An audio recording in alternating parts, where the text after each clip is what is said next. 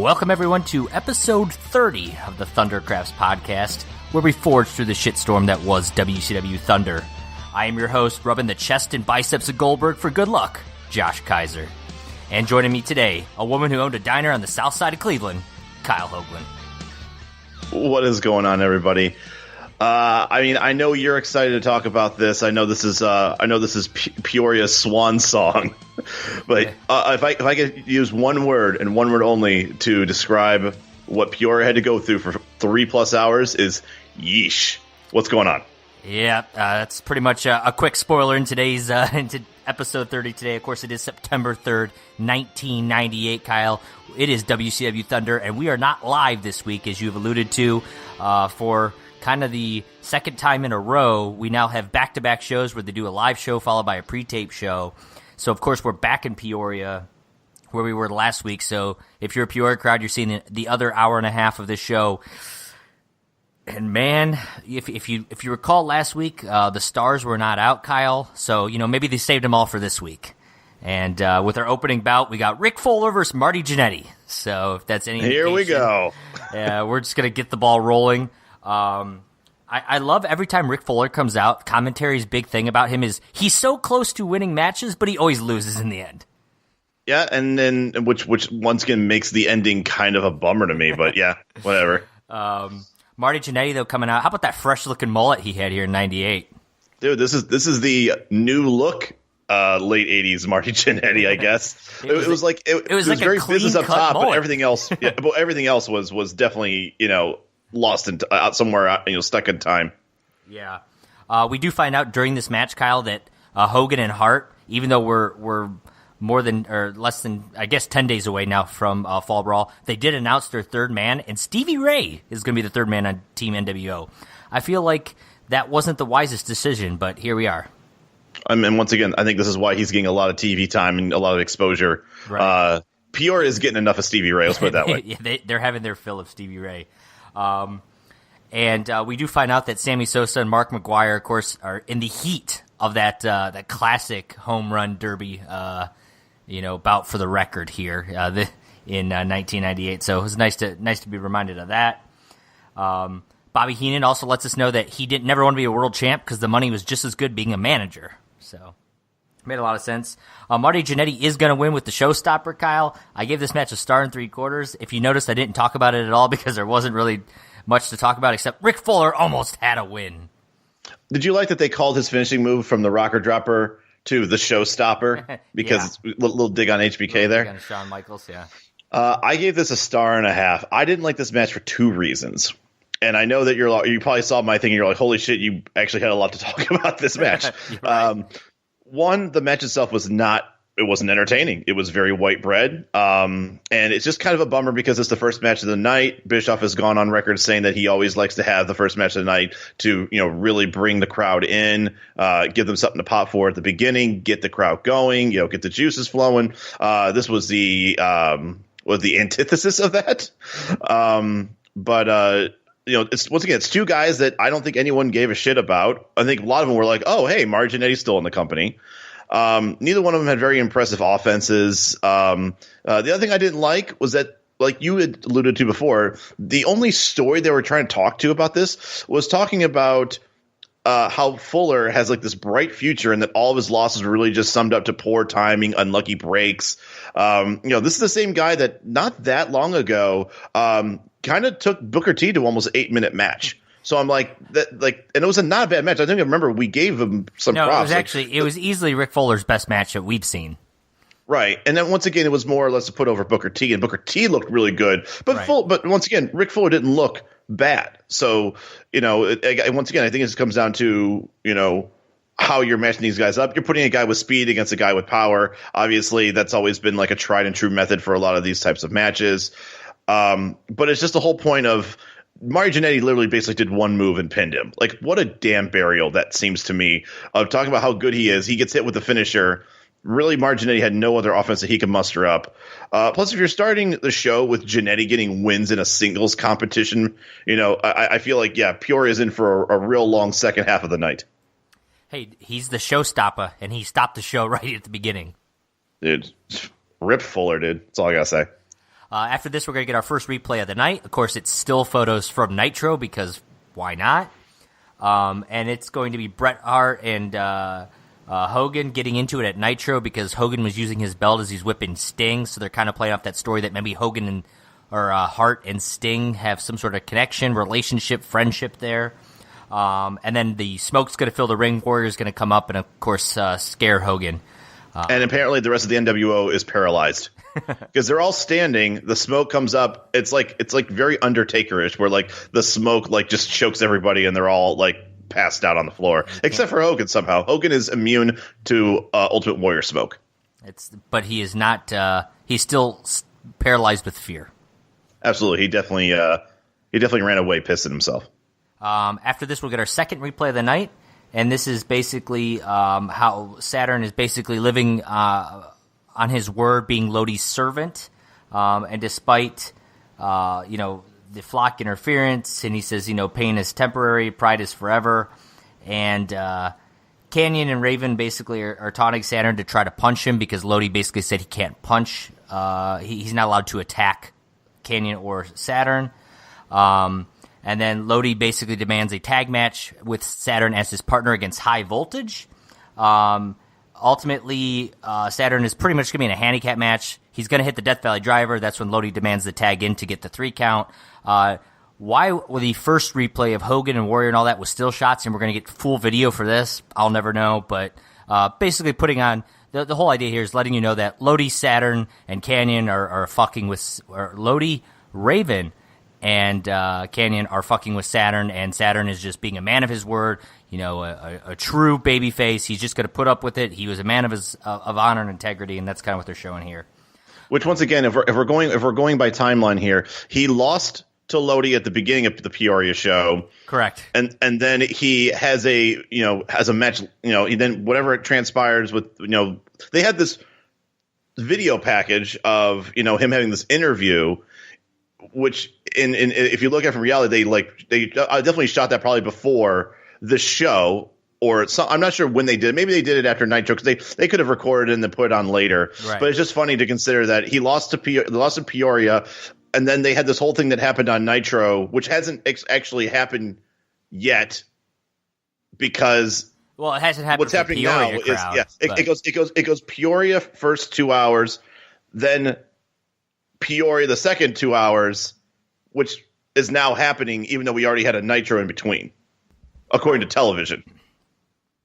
Yep, but I mean the Peoria fans aren't going to see this until they watch Nitro. They're not, until they watch Nitro, because they're not going to see any of these replays or anything like this during the show, obviously.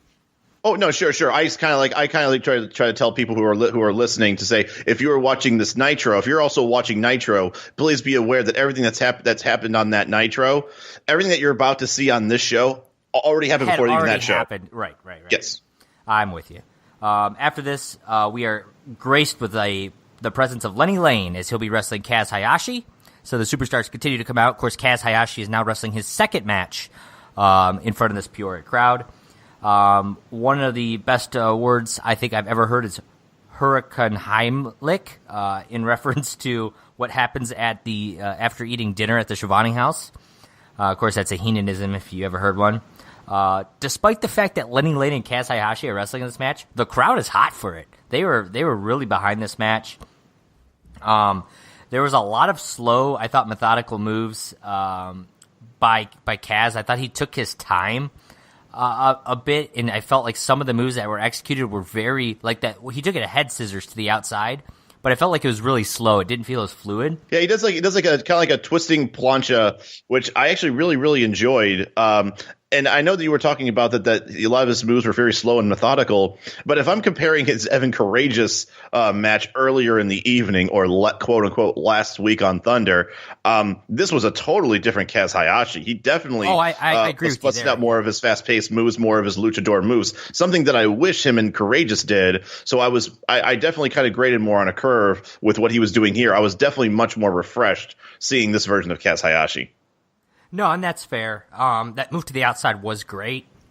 He is ultimately going to hit a Hurricanrana and then do his top rope back plancha finisher, and that's going to give him a A 3 count. I gave the match 2 stars because I thought there was some good spots, but I also thought there were some slow spots, slow execution of spots. I can hear that. No, and the thing is, I think I gave this match of the night, to be honest. I gave this 2.5. It's about as good of a rating with two guys that I so far really don't care much about. Lenny Lane is very much a Jericho light. A lot of his mannerisms, I mean, you just look. I mean, let's put it this way: Jericho used Lenny Lane in order to, dress up in a there's a reason Ray he mask. used him for that, right? Yeah, it's like almost the same build. His facial structure is very similar. His hair is the same, and honestly, he acts like Jericho as well in the ring as far as being kind of a chicken shit heel. Yep, sure. So I did like that. Like you said, the crowd was really into this. Surprisingly, and I think I actually attribute that to two things. I keep on wanting to say Jericho Light. Lenny Lane was actually doing a very good job, kind of digging into the crowd and getting that heat on him. And once again, I think because the crowd had already seen Kaz Hayashi in kind of a slower paced match, I think they were kind of woken up to being like, oh, wow, Kaz has some really nice offense. And I think it took him a little bit by surprise, because I think we can all go back and look at that Evan Courageous match and say that was probably one of the bigger duds on the show. And now we're looking at something like this, and now we're talking about match of the night. But like I said, Lenny really got the reaction that I think he wanted.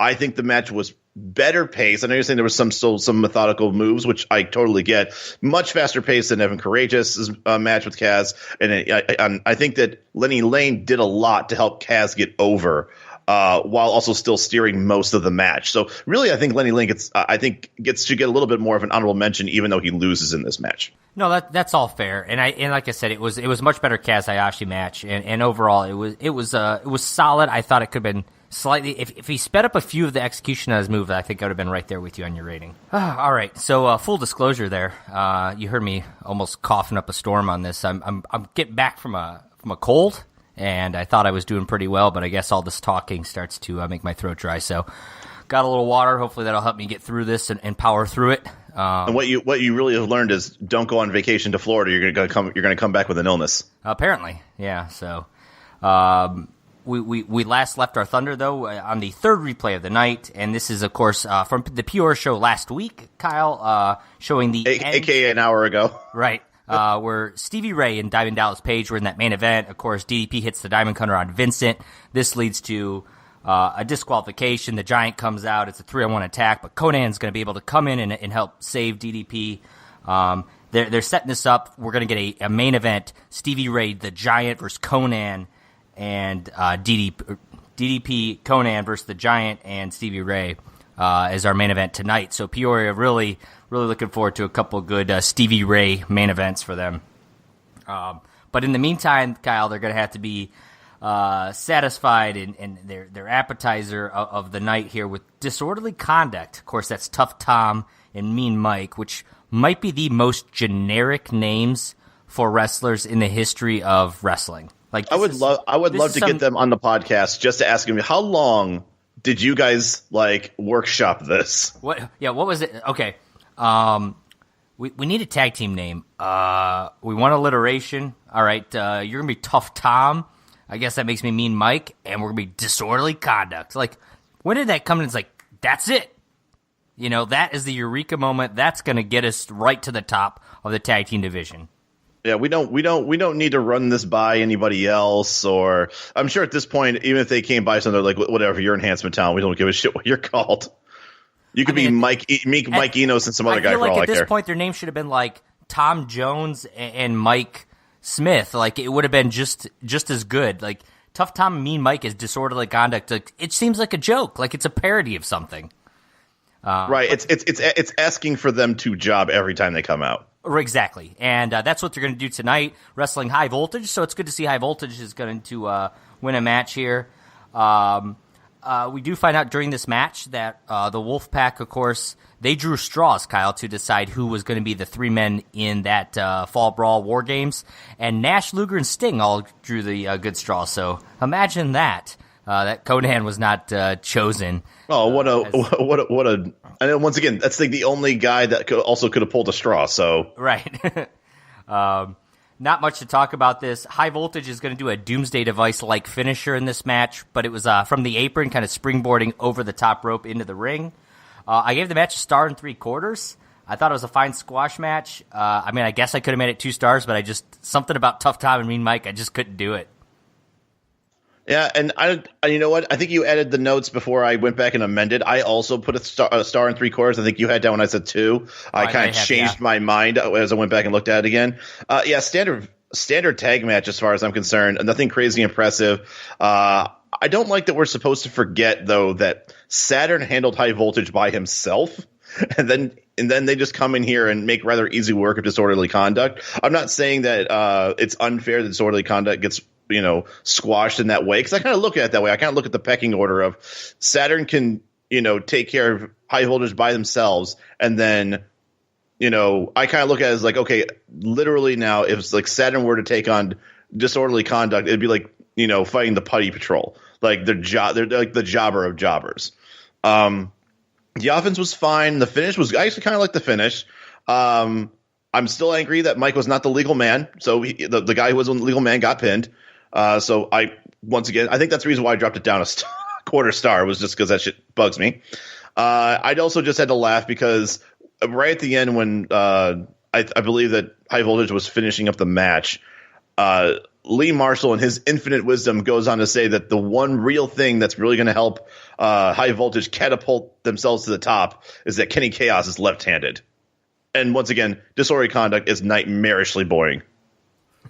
Yes, they are. And I got to love the left-handed shot out there. I mean, you got to appreciate the deep dives that that come. Dude, you know Lee Marshall's left-handed. I don't know that, but you got to think if he's like throwing those little things out there, he's probably left-handed. After this match, Kyle, Barry Horowitz is going to be coming out, so you knew that the stars are just going to keep on churning here tonight. He'll be wrestling Wrath, so this will be the second time Peoria has seen Wrath wrestling. Not much to mention about this match, except for the meltdown looked a lot better on this match. I still gave it a star and 3/4. I thought Wrath looked better in this squash match, but I did think Barry Horowitz got more offense in than he probably should have. I can go with that. And I think that's why I gave it 2 stars, actually. Standard squash. Once again, Barry Horowitz is, and that's a funny thing to say, he's a household name. I think if people were to go back and if they were like guys who watched like late 80s, mid 90s wrestling, they know who Barry Horowitz is, but they know that he's like, like a professional jobber. He is like a guy that he is in a real, enhancement talent. So he does a good job putting guys over. Wrath looked a lot better in this match than the match before. I think I gave his match from last week a star and 3/4. I think that's another reason why I gave this 2, because this match was clearly, it looked better than the one from last week. Yeah, that's fair, and I could be argued into if I assume I probably rated the other one as a star and 3/4, so that's fair. I could give this 2 stars. It was timed well. The crowd was still into it. They're all about Wrath. They really do like the guy. Like I think they do like his look. And once again, I think everything was sold well. Barry Horowitz did a good job selling well. And I think it kind of like, once again, it checks all the boxes. I think if everything gets checked off for a squash match, I think it should deserve the 2-star rating. Fair enough. After this, we're going to get an interview with Saturn. This is kind of what you talked about earlier. Probably filmed sometime between Thunder and last week and Thunder and this week, possibly during Nitro or after, where Saturn basically discusses the match he had with Lodi last week on Thunder. Says he's a man of his words, and he's not. And it's he's going to stop Raven. Growing up, he didn't have much except for his word. His word means everything. He grew up an army, then became an Army Ranger, and basically it's all about his word. So that's why the word was said many times. Yes, it was. After this, we're going to get Ming versus Raven, Kyle. So this has some potential, right? So. Why I literally was about to write in my notes that this actually looks like this could be really interesting, which is why it's not going to happen. I was like, okay, the whole flock's coming out, so likely there's gonna be some interference, but I could get behind some Ming versus Raven. Raven's then going to get on the microphone, or actually Canyon's going to take the microphone and lets everyone know that this is Raven's rules, and then that means it's going to be a handicap match. I'm like, okay, so it's Raven and somebody, maybe Canyon, and then nope, it's Riggs and Sick Boy instead against Ming, and I'm like, motherfucker. And naturally, it's a Tonga death grips for everyone. So then he brings Horace in. Horace is going to hit him with the stop sign. Then Ming's going to give him a Tongan death grip. Sick Boy's going to get a Tongan death grip. Eventually, Raven's going to be fed up and tell Nick Patrick to count Sick Boy, I think, out. No use even rating this match because it wasn't much of a match. After this, Lodi makes Raven makes Lodi make Saturn, if you can follow that, get into the ring and fight Ming. So Saturn does hold his own for a minute against Ming until finally Canyon's going to kick Saturn in the back. That leads, of course, to a Tongan death grip to Saturn, and that's sort of your segment there. I literally, you literally hit everything. There's not much else for me to add to that or not. Yeah. Okay. No, I mean, I just think that I think I do like the idea that the Tongan Death Grip is like the Stone Cold Stunner of the WCW, where just everybody comes in the ring and gets a Tongan Death Grip. It's a much less exciting Stone Cold Stunner. It's sort of, I guess it's, in some ways, it's like the Mandible Claw, right? People started popping for that. Yeah. I think it is definitely the WCW's Mandible Claw for sure. Just, if Ming starts putting a sock on there, he might get more of a reaction. True. After this, we'll get our Saturday night promo. It's going to be 2 hours this Saturday, Kyle. Mike Tenay and Scott Hudson will be calling the action. And we know that Kurt Hennig, DDP, and many other top stars will be there. Given the last 2 weeks on Thunder, I'm going to find it really hard to believe that the top stars of WCW are going to be on Saturday night. Well, so far what we can tell right now is that DDP is a goddamn workhorse. That guy is on every show. Yeah. Credit DDP for everything. He really is for being one of the top guys. So after this, Canyon is going to come back out, and I'm like, why did he come back out for this match? Why, if he was already in the ring? But here he comes, and he's gonna be wrestling Saturn. Of course, you remember Saturn is still dead in the ring from the Tongan Death Grip. So I'm like, okay, this isn't really gonna be a match. But on paper, you see Saturn versus Canyon. That's pretty cool. And then if I told you, Kyle, Saturn versus Canyon, they were going to wrestle for like 10-plus minutes, all right, that could be pretty good. Not in this case. It's basically Canyon dominating a very hurt, struggling Saturn. He treated Saturn like a chemistry set. He was like, well, I'm going to try a bunch of these weird moves. It's like when you're playing a video game and you're playing the computer, or you're playing, like you played two-player, but you're not actually playing against an opponent. You're just testing new moves out on that on that other player.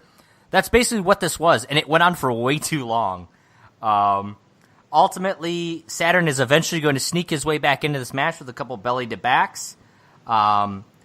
But ultimately, once he does gain control, Lodi's going to say, nope, I want to see a flatliner, so Saturn's going to take a flatliner from Canyon, which even Canyon seemed a little hesitant on just walking up and executing. I don't know whether he was playing it off like he didn't trust Saturn to take it, or if he's kind of unsure of all this. I think it was more of like, wait, so Saturn's just going to let me do this? So he was like, he thought if he got too close, he'd probably get like a cryonic kick, if you will. Right. That was the match. I did give it 2.25 stars, and the reason being is I kind of enjoyed what they were doing. I did think it went on a little too long, and I hated the forced ending with Lodi. I guess I felt like they could have done something different there with the Lodi Saturn story. They got a lot of heat out of the match, and I guess that's what the goal was, but I was probably being kind with the 2.25 stars. You were. 1.75 stars. I borderline hated this match. 10 minutes, way too long to tell the story that was being told in the ring. I don't mind what the point of it was. Don't get me wrong. I get that you want to get the heat on Canyon. Once again, Saturn has a match with Raven, and Raven had almost literally nothing to do with this angle, really. It's about Lodi being in charge, and yeah, Raven's barking a little bit, but really Raven's not getting his hands dirty. But this could have been told in a 3 to 4 minute match. It was one of those things where just Canyon was doing some silly moves and then a near fall, silly move, near fall. It was just over and over and over. And after maybe like the 7th or 8th near fall, I'm like, guys, wrap this shit up. Like, this is getting way too long. Fair. And I also had to lower it down a little bit too, because Canyon, we try to we do give him credit for his unorthodox and very creative move set. But at the same time, it looks like he's trying these moves out for the first time. They aren't looking like they're landing correctly. Well, it looks like there's something that Canyon doesn't even know what to do. It's almost like he picks somebody up and he's like, "Oh, what do I do with him? I'll do this." Yeah. So it doesn't look fluid. Well, at one point, Tony says, "Revolutionary, spectacular move from Canyon," and he basically, like, Saturn was on his knees and Canyon came up from behind him and kind of like jumped up and like almost used his crotch to get Saturn from the back and like he face smash he him used his into the dick and mat. balls to give him a bulldog. It was really weird, and it was like it didn't look all that great for revolutionary, spectacular move, and that's what Tony called it. Yeah, and it was just I can see Saturn and Kenyon having very good chemistry. I mean, I know they're probably capable of having better matches together. I think I have recalled seeing them do better matches together.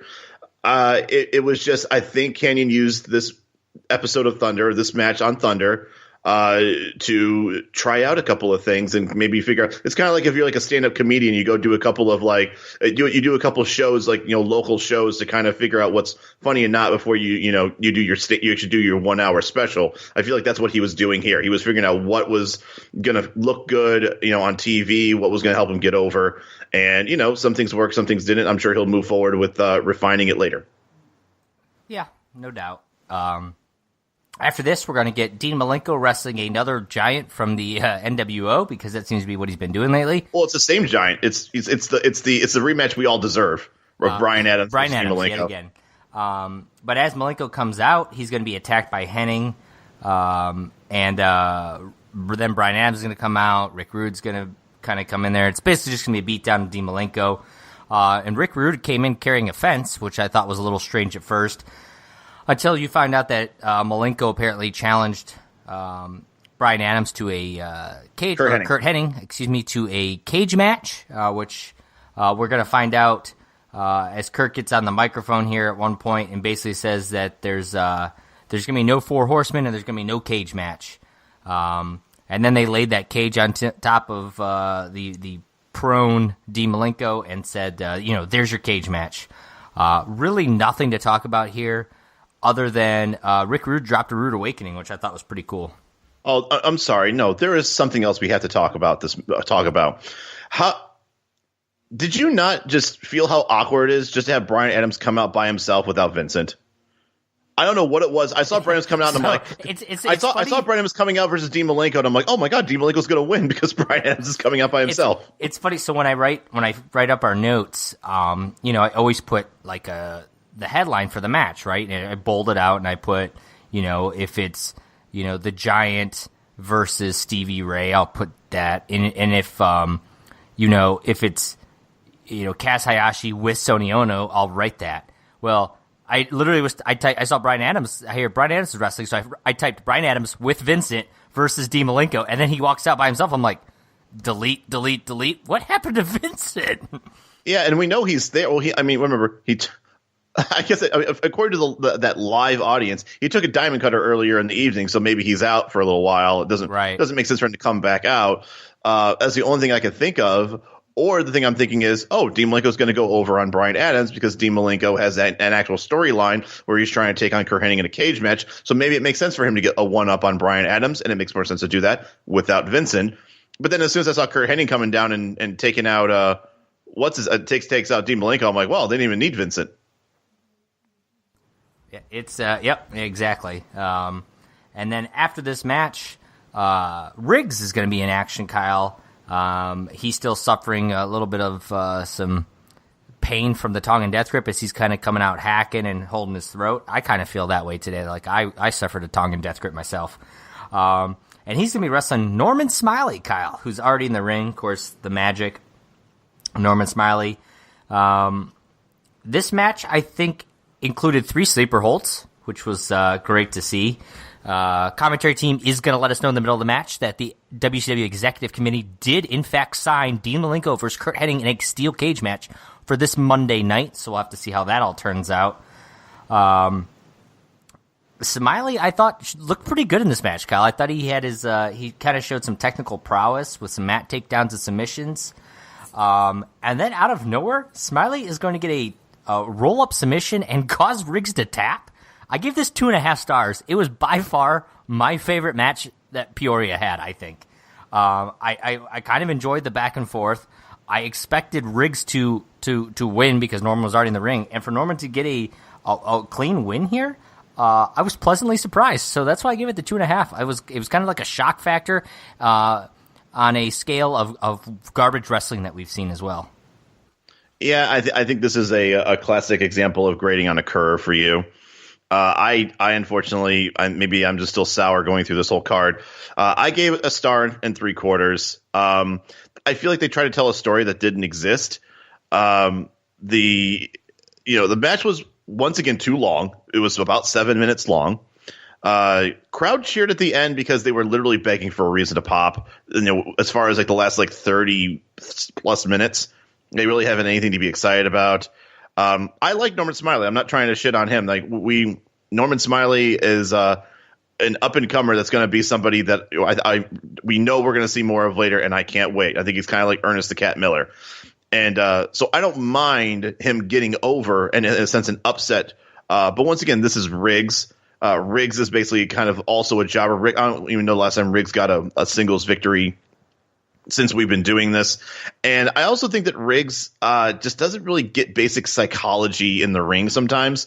There's a lot of there's a lot of chaos with Riggs when he wrestles where I don't think he gets the cues about proper selling sometimes. And once again, I'm not a professional wrestler, so I don't want people on Twitter being like, "Well, you don't know what you're talking about, dude." I kind of look at where when I watch Riggs in a match, when I was watching this match with Riggs and Norman Smiley, I just saw a lot of just Riggs just kind of like diving in and just doing very, I don't know. It didn't seem methodical. It didn't seem fast paced. It seemed like he was not using any type of template of a wrestling match. I think he just kind of just went off the cuff, and sometimes that's good when you have like someone like DDP. But in this case, I don't think it really helped him. I don't think it helped Norman Smiley either. All right, fair enough. After this match, Kyle, the Armstrong Brothers, of course, Scott and Steve Armstrong. Which I was surprised. I'm sitting here like, who's the other? I thought it was going to be Brad Armstrong. I know, but they said here, I thought this exact same thing. They're like, here comes the Armstrong Brothers. I'm like, oh, I wonder which one's joining Brad. Nope, Scott and Steve Armstrong. We wrestling the Dancing Fools, Alex Wright, Disco Inferno, no Tokyo Magnum. Kyle, I don't know if his storyline with them is done or if he just wasn't here in Peoria. Because nobody showed up to Peoria. Heenan was talking about the Armstrong curse here because that's the only storyline we know about the Armstrongs. And Heenan does believe in the Armstrong curse because he said, look at their faces. And then he starts cracking himself up over there, which you got to love when Heenan's able to make himself laugh. I think he said they were the youngest midget tag team before they finally grew up. Yeah, he did say that. How about that spot where Disco Inferno stood on the middle rope or the middle turnbuckle for like 10 seconds while he waited for a pinfall to take place so he could jump off and break the pin up? Well, and once again, this is coming back to what I hate about tag matches is that why even have refs? He clearly legally tags in Disco Inferno. Mark Curtis sees it, acknowledges the tag, and then Steve kind of like unloads a bit on Alex Wright and goes for a pin. And instead of Mark Curtis being like, no, Alex Wright's not the legal man, he fucking counts him. Like, come on, Mark. Come on, Mark. Yeah, that was it was pretty good. The match is ultimately going to end, as you can imagine. The Dancing Fools will win. Disco's going to do the neck breaker, or Disco's going to do his little knee smash into the neck breaker for Alex Wright. I gave it a star and 3/4 though because I want to give it 2 stars, but I thought both teams wrestled like heels, and I just didn't really enjoy the match. I also gave it a star and 3/4. Bad booking, plain and simple. Who would be interested in this match? That would, if somebody were to come up to me and be like, all right, here's what's going to be on this block. It's going to be the Armstrongs taking on the Dancing Fools. I'd be like, cool. Who gives a shit about that? How is the crowd supposed to react to that? You've got a flamboyant heel tag team versus the whitest of all white bread heel tag teams with not even like a cool angle. They're just brothers that are just yelling at the crowd for no reason. And I admit there was some decent classic heel shit, like we said, going on. But both teams were doing it. And last week we talked about Jericho and Alex Wright kind of going back and forth and doing like their own heel. But I thought that was kind of funny. That had some entertainment value to it. This was more on the well choreographed, but not entertaining. It's stuff that you and I, as wrestling aficionados, are going to notice that and be like, all right, I see what they're trying to do there. But if you're at the show, it's not stuff that you're going to notice immediately. And it's not something you're going to walk away from when you leave Peoria, Illinois, and be like, oh, remember when you saw those guys, kind of doing similar heel tactics? Yeah, that was pretty cool. I like the chemistry. No one's going to say that. So, the crowd didn't care about the two teams. Nor did they care about who would come out on top. No, I don't think the crowd cared for most of these matches tonight. That's why I made a comment about that Cass Hayashi match. I think that's one of the few matches Peoria actually gave a shit at all what was happening. And I mean, I don't necessarily blame them because they didn't have much to go with either. Well, I feel like that was one of the very few matches where you had two wrestlers that either were telling a story with their moves or they were telling a story by getting, playing to the crowd. Like, get the crowd into the match. And I feel like a lot of these other matches, there's not a lot of the wrestlers doing anything to get the crowd to either cheer for or cheer against them. So, that's why I think we give high praise to like Cass Hayashi and Lenny Lane, because I think they did a good job telling a story of at least like, here's the heel, here's the face. The face is in peril a lot of the time during the match. And then when he finally fights back, he's doing a lot of very colorful moves, a lot of high risk maneuvers. He's high up in the air. It's stuff that people can actually like look and ooh and ah about. So it had a very good combination. This tag team is the exact opposite of that, of like, I don't know what you're trying to sell, but no one's buying it. Well, hopefully there will be buying this main event, Kyle, because we've got Stevie Ray, we've got the Giant wrestling in tag team action against Conan and DDP. Mike Tenay is going to allude to the fact that he doesn't necessarily think the Wolfpack and Team WCW are on friendly terms. And he mentions that I guess Kevin Nash has given DDP until Monday to make the decision whether or not he's going to join the Wolfpack. Which makes no sense. He's the captain of WCW for this upcoming pay-per-view. Yeah, makes absolutely no sense. Not to mention that offer to join the Wolfpack was like 3 months ago, and yeah. But here we are. It was like 4 pay-per-views ago. That was during the Rodman era, right? The match early on, the NWO is going to dominate. Eventually, Conan's going to try to turn the tables with a little face smasher. Gets the hot tag to DDP. Diamond cutter for Stevie Ray, so maybe they're about to win. But the Giant's going to break up that 3 count, so things are starting to heat up. Naturally, this is when the rest of the NWO comes out, and the crowd is booing heavily for the black and white here. They are the heels. The match is disqualified. Not much to write about with this match. I gave it a star and 3/4 because this, to me, was vintage WCW Thunder main event where you got to get that DQ finish in. I think the only thing that this was different was that I think they actually let this match breathe a little bit. I think it was about a 6 or so minute long match, which I'm okay with these 4 guys. I think it's about as much as everybody wants to see Stevie Ray. No offense to Stevie Ray. I gave it 2 stars. Easily the most entertaining match of the night, which I think is, once again, by default and nothing to hang your hat on. Not much of a story was really told, and even this was borderline uninteresting. But we got to see a Diamond Cutter, which was easily more pop-worthy than I think the entire card up to this point. Like, once again, it's kind of one of those things where everybody is just like getting like sores on their butts because there's no reason for them to stand up. All of a sudden, you see a Diamond Cutter, and everybody like loses their shit. So, thank God that Peoria, Illinois, still had a pulse somewhere. Right? Ain't that the shit? And then they do have one more thing to cheer for, Kyle. By God, that's Goldberg's music. Out comes Goldberg. Totally shocked he was on this card on the show at all. Totally shocked. He's going to clear the ring. He's going to get in the Giant's face. And that's it, fans. We're out of time. That is your Thunder. I have a lot of problems with this.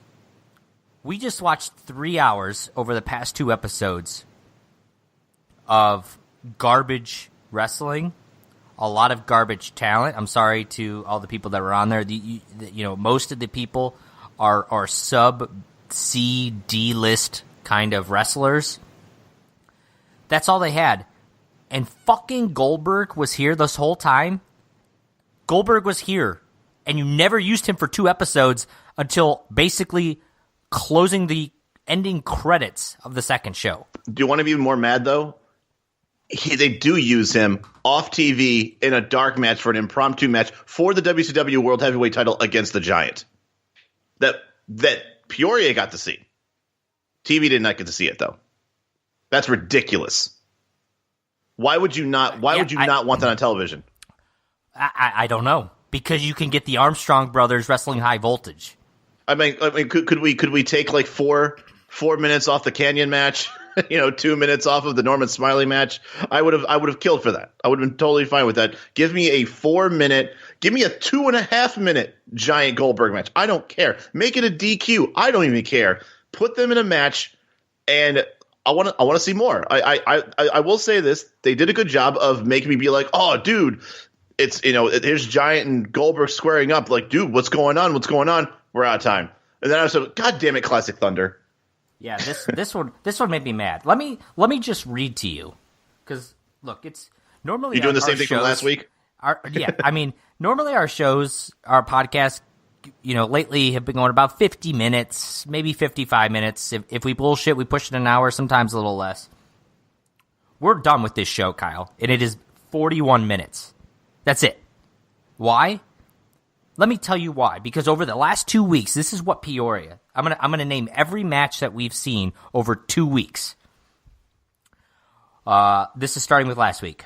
Wrath versus Scott Putski. Mike Enos versus Bull Payne. The Cat in a 3-second squash on Disco Inferno. Silver King and Conan. Evan Courageous and Kaz Hayashi. Saturn versus Lodi. Scott Norton versus Jim Neidhart. Jericho versus Alex Wright. Kurt Hennig versus Van Hammer. Stevie Ray versus DDP. Then we move to this week, and it's Rick Fuller and Marty Jannetty. It's Lenny Lane and Kaz Hayashi. Disorderly Conduct, of course, that's Tough Tom and Mean Mike versus High Voltage.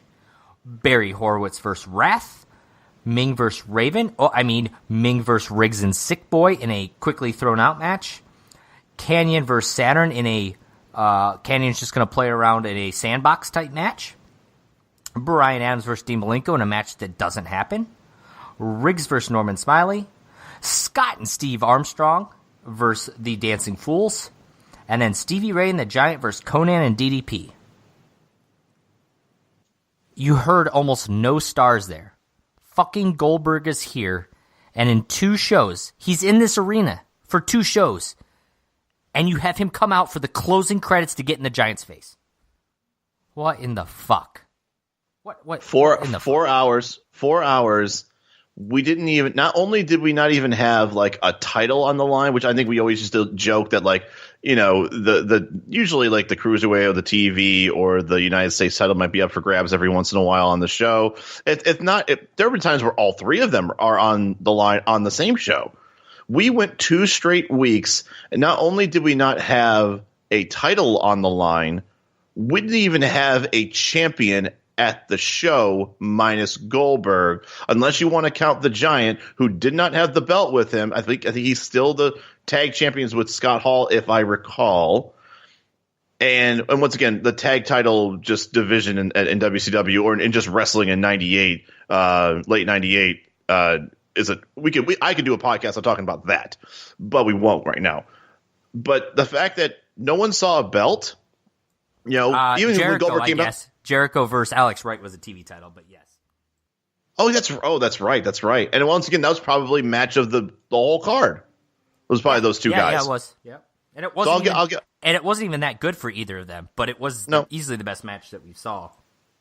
Okay. So the TV, and once again, you can take that. I always kind of wonder, is the TV champion or the TV title or the Cruiserweight title? What would you think probably had more prestige to either normal TV watchers or Jericho for that matter? Because I feel like either one, I think Jericho was quite disinterested in having either title when he had it. I honestly think he was above either title. Oh yeah, for sure. But it's there's something to be said about, once again, 4 hours, and you named all the people, and I said this last week. I'm totally fine with those matches. I really am. I don't care. The names are fine. Entertain me. If you're not going to push the needle storyline wise, which clearly they did not, maybe a little bit with the whole Saturn Canyon. That's probably Saturn Canyon, Raven, Lodi. That thing is probably the most story that was told for anything. And that is middling to lower end of the give a shit meter. Everything else did not happen. So if you're not going to talk to me about, 10 days from now, we've got Fall Brawl War Games. I don't know anything about Fall Brawl other than this War Games. That's it. And there's no real heat other than like, oh yeah, maybe DDP might be joining the Wolf. Like, there's nothing to sink your teeth into. So if you're not going to give me something for me to ponder about, caring about the story that you're supposed to tell, and that's what wrestling really is. It's probably 65% storytelling, 35% what you see in the ring as far as the actual, the action. But if you're not going to give me that, then give me matches that either I'm going to laugh or, give me an emotion to feel. I watched 4 hours of just angry? Me watching. I watched wrestling. That's all I did. I just watched two people wrestle and being like, okay, this person won. It was like watching like high school or college wrestling. I was watching people I've never heard of and don't give a shit about who wins or loses. And that's a horrible formula for a television show that's about wrestling. No, that's fair. And there's not much more I can add to that. So, one of those things I looked at was, I mentioned it before, like the Diamond Cutter and Goldberg coming out for 45 seconds were the biggest parts of the whole 4-hour show. Yeah, and that is really, really sad. I would have asked for my money back, or I probably wouldn't have, because I would have been too drowsy leaving the damn venue at this point. We had no interviews. We had no Tony in the ring. We had no Tony at the ramp. We had no Mean Gene taped things near a bunch of metal, fucking cylinders or whatever he did 2 weeks ago. There's just was nothing to sink your teeth into. And I said this last week, this whole show in Peoria could have easily not existed. And that is the biggest crime that was committed in Peoria, Illinois for those 2 weeks. You gave me 4 hours of inconsequential TV. Yeah, I don't think I can say much more to top exactly what you said. So I think we're going to leave it like that. That's going to be our show this week. So let us know. Did you guys feel like Peoria got shafted? Because they did. And I really hope going forward, Kyle, now that we've gone through, it is the fall. We are going to be going to basically the go home show for Fall Brawl. Hopefully things are going to pick up. So if you haven't yet subscribed to us, go follow us on, your Apple Podcast, your Google Play, wherever you're at. Leave us that 5-star rating. Let us know how we're doing. Of course, give us a follow at Thundercraps on Twitter. We'd like to interact with you guys. Let us know what you think about this show, that show, as far as Thunder is concerned, and everything else. We like interacting with our fans. You can always go to thundercraps.com to catch up on all of our old episodes. And then that said, go check out Thunder 31. That's September 10th, 1998. And we will be back here next week to break it down for you. Hopefully it's a lot better than the bullshit garbage that you've had more recently. For Kyle Hogan, I'm Josh Kaiser. We'll see you next time on the Thundercraps Podcast. We are show-stoppingly out of time. See ya.